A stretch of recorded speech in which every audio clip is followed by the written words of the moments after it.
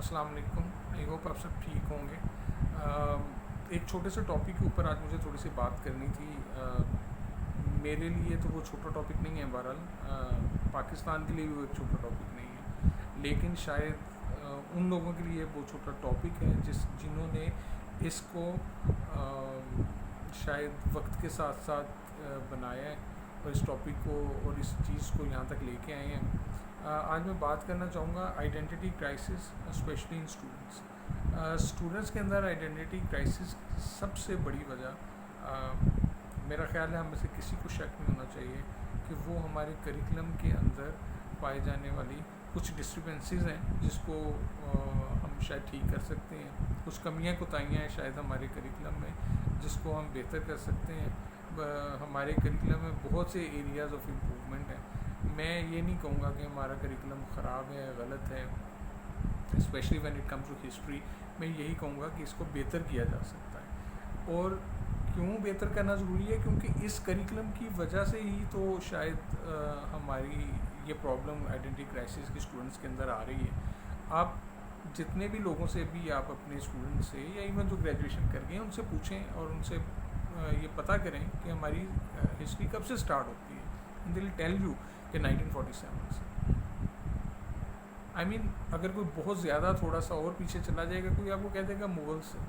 आप और बहुत कम चंद ऐसे होंगे जो शायद आपको कह दें कि मोहम्मद बिन कासिम से। मतलब हम इस मुल्क में और इस ज़मीन पे, इस ख़त्ते में रहते हुए अपनी आइडेंटिटी से अभी के बारे में कंफ्यूज हैं, स्पेशली एज अ स्टूडेंट। क्योंकि हमारे स्टूडेंट के लिए करिकुलम के अलावा आप अभी भी रिसर्च करें, आपको पता चलेगा पाकिस्तान में स्पेशली करिकुलम के अलावा बुक्स को बहुत कम पढ़ा जाता है। तो भाई जो हम करिकुलम के अंदर लिख रहे हैं, बता रहे हैं, अगर हम उसको थोड़ा सा बेहतर कर दें तो शायद हमारे स्टूडेंट्स की कन्फ्यूजन्स दूर हों और इस लैंड को हम ओन करना शुरू करें, ज़मीन को अपना समझना शुरू कर दें। 1947 में तो सेपरेशन और इंडिपेंडेंस में हम इतने कंफ्यूज हैं कि हम अपनी हिस्ट्री, हमें समझ नहीं आती कि हम इंडिपेंडेंस को सेलिब्रेट करें 1947 को, 14 अगस्त को, कि हम सेपरेशन को सेलिब्रेट करें। और सेपरेशन पे इतना ज़्यादा फोकस है हमारे करिकुलम का, इतना ज़्यादा फोकस है, और सेपरेशन को हाईलाइट करने की वजह से ही ये सारे इश्यूज़ पैदा हो रहे हैं कि हम पीछे वाली हिस्ट्री को भी सेपरेशन से लिंक करते हैं। डेफिनेटली अगर हम सेपरेशन को 1947 में इंडिपेंडेंस से भी ज़्यादा इम्पोर्टेंस दे रहे हैं तो फिर हमें पीछे वाली हिस्ट्री में भी वो चीज़ें ढूंढ के उसको एडजस्ट किया है जो कि हमारी सेपरेशन को थोड़ा सपोर्ट करती हैं। जो बुरी बात नहीं है, ठीक है, सेपरेशन हमारी हिस्ट्री का सबसे इम्पोर्टेंट एक चैप्टर ही सेपरेशन है। लेकिन आपको मैं बता दूं, इंडिया के अंदर या इस पूरे सब कॉन्टिनेंट की बात मैं कर रहा हूँ, इस पूरे सब कॉन्टिनेंट के अंदर 100 साल, सिर्फ 100 साल की हिस्ट्री सिर्फ एक पैराग्राफ है। एक आप ये समझिए बहुत बड़ी किताब है और 100 साल तो सिर्फ एक पैराग्राफ है।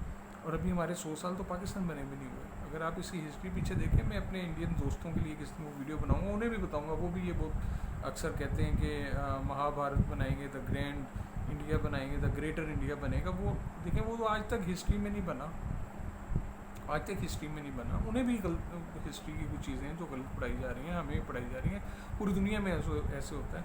लेकिन मेरा सिर्फ मकसद ये है कि हिस्ट्री को एटलीस्ट बेहतर अंदाज में और उसे स्टूडेंट तक पहुंचाया जाए। आगे वो आहिस्ता आहिस्ता खुद समझ जाएंगे, हमें कोई बताने की ज़रूरत भी नहीं पड़ेगी। हिस्ट्री तो आप उन्हें ठीक बताएं। तो वो ग्रेटर इंडिया की बात है, उस पर एक अलग वीडियो बना दूंगा कि ऐसा कभी भी नहीं हुआ कि इंडिया या सब कॉन्टिनेंट पूरे का पूरा कभी एक मुल्क की तरह रहा हो। डिफरेंट छोटी छोटी रियासतें उसके अंदर रही हैं। उसका एक छोटे से टाइम पीरियड, उस पर भी बात उसी वीडियो में करके मैं क्लियर कर दूँगा कि ये आप मत समझें कि ये कभी एक मुल्क की तरह रहा है, या आगे भी शायद इसके हमेशा से कुछ अरसे बाद बॉर्डर्स बदलते रहे हैं, अंदर रियासतें बनती टूटती रही हैं और चलता रहे सिस्टम, और आगे भी। ये तो अभी सिर्फ 100 साल के अंदर सिर्फ एक पैराग्राफ है, सब कॉन्टिनेंट की हिस्ट्री सिर्फ एक पैराग्राफ है। तो इतना ज़्यादा सीरियस लेने की ज़रूरत नहीं है। इन चीज़ों को तो पढ़ना चाहिए, समझना चाहिए, ताकि आगे अपनी कम से कम ज़मीन को तो ओन करें। चलें, 1947 से तो ये समझ आती है हमने सेपरेशन ली, इंडिपेंडेंस पे कम फोकस है, ज़्यादा से ज़्यादा 1857 की बात कर देते हैं कि हमने वो इंडिपेंडेंस की लड़ाई लड़ी है। बाद में सर सैयद अहमद ख़ान साहब और बाकी कुछ हमारे जो तहरीक पाकिस्तान के या इसके लीडर्स थे उसके ऊपर हम थोड़ी सी बात करते हैं। असल मकसद जो हमारा जो असल चीज़ है इंडिपेंडेंस में हम बात ही नहीं करते, क्योंकि 1857 के अलावा मेरा नहीं ख्याल हमने कभी अपनी हिस्ट्री में ज़्यादा टच किया। मैं बड़ी क्लासेज और उन किताबों की बात नहीं कर रहा कि जिन्होंने मास्टर्स की पाकिस्तान स्टडीज़ में करना, इन चीज़ों में करना, और इवन उधर भी हालात जो उनसे बहुत ज़्यादा मुख्तलिफ नहीं है। लेकिन चलें वो शायद अपनी स्टडी की वजह से रिसर्च करते हैं स्टूडेंट्स, लेकिन ये स्टूडेंट जिन्होंने पढ़नी करिकुलम की बुक्स हैं इसके अलावा पढ़ने ही कुछ नहीं है, तो वो आप उनसे पूछें वो कहते हैं 1947 से इसकी उससे पीछे वो ब्लैंक है। वो मजमून एक दो क्योंकि आपने रखे हुए सर सैयद अहमद ख़ान के और एक दो और, तो वो चलें वो थोड़ा सा उसमें कर लेते हैं। या कभी कभार आपकी वो मैट्रिक की किताब में ये सवाल भी आ जाता है कि 1857 की जंग आज़ादी में मुसलमानों का क्या किरदार था, या ये इस तरह की चीज़ें।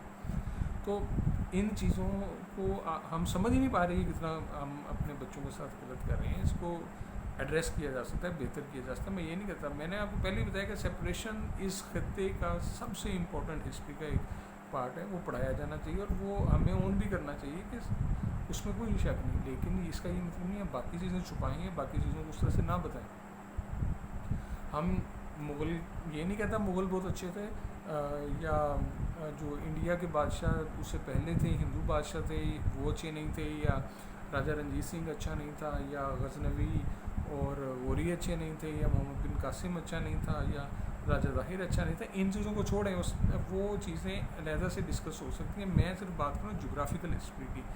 देखें रिलीजियस हिस्ट्री, अल्लाह का शुक्र है अल्हम्दुलिल्लाह हम मुसलमान हैं, और जब इस्लाम यहाँ आया और हम उसके बाद उसको लेके चल रहे हैं, वो हमारा मज़हब है। लेकिन इसका ये मतलब नहीं है कि इस्लाम इन केस अगर मोहम्मद बिन कासिम के साथ आया तो हम भी कहीं बाहर से पैराशूट लेके अचानक ज़मीन पे आके गिर गए मोहम्मद बिन कासिम के आने के बाद और यहाँ रहना शुरू कर दिया, पीछे हमारी हिस्ट्री ब्लैंक है, ख़त्म है।